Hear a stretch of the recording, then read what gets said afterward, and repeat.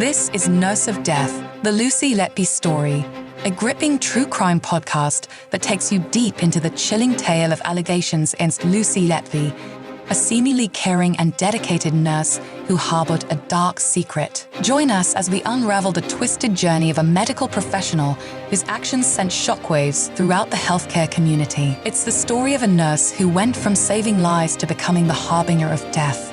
This is Nurse of Death, the Lucy Letby story.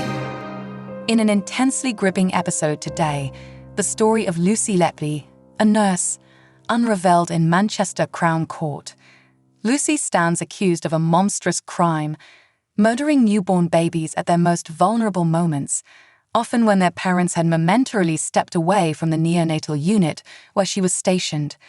As we delve into the horrifying allegations, it appears that 9 of the children who were either fatally attacked or narrowly escaped were left alone by their parents shortly before their health critically deteriorated.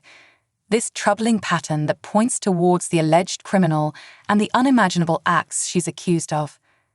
Lucy Letby, a 33-year-old nurse from Hereford, allegedly committed these atrocious acts at the Countess of Chester Hospital, where she worked. Today's session saw prosecutor Nick Johnson KC identifying 7 babies who were tragically murdered and 10 others who were targeted but survived, their care reportedly sabotaged as soon as their unsuspecting parents had left the unit.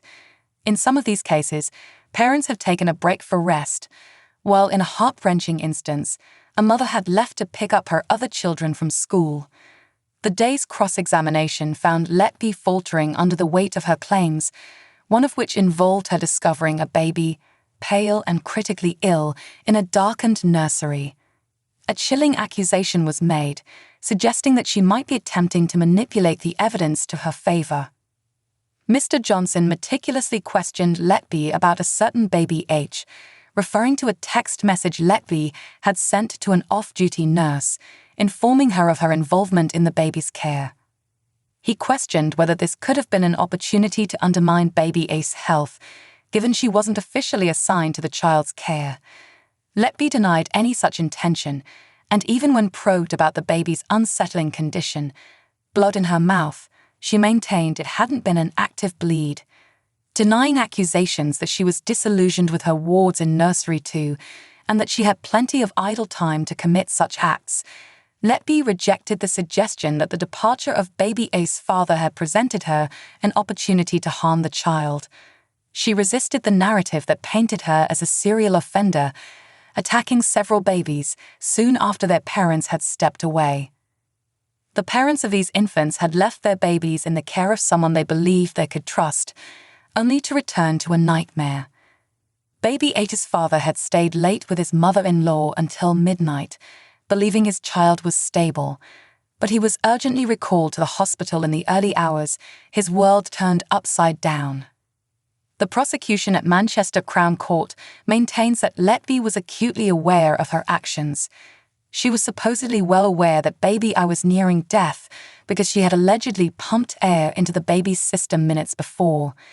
Letby defended herself by refuting the claims made by a junior nurse that it would have been impossible to notice the baby's condition from where Letby was positioned. She explained that the nursery lights were dimmed and the nurses turned up the light upon entering the nursery. Despite this, she affirmed she could clearly see the baby's face and hands turning white. However, the prosecution pounced on this account, accusing her of manipulating the narrative. A powerful question was posed. If one enters a dimly lit room from a bright corridor, wouldn't one's capacity to see be impaired? Her initial confusion and eventual agreement to this logic hinted at a disturbing possibility, but she was aware of the baby's condition because she was the one who caused it. Letby, looking visibly distressed, struggled to keep up with the line of questioning, eventually admitting that she was having difficulty concentrating. Despite the overwhelming allegations, she remains insistent on her innocence. This is Nurse of Death, the Lucy Letby story, a gripping true crime podcast that takes you deep into the chilling tale of allegations against Lucy Letby, a seemingly caring and dedicated nurse who harbored a dark secret. Join us as we unravel the twisted journey of a medical professional whose actions sent shockwaves throughout the healthcare community. It's the story of a nurse who went from saving lives to becoming the harbinger of death. This is Nurse of Death, the Lucy Letby story.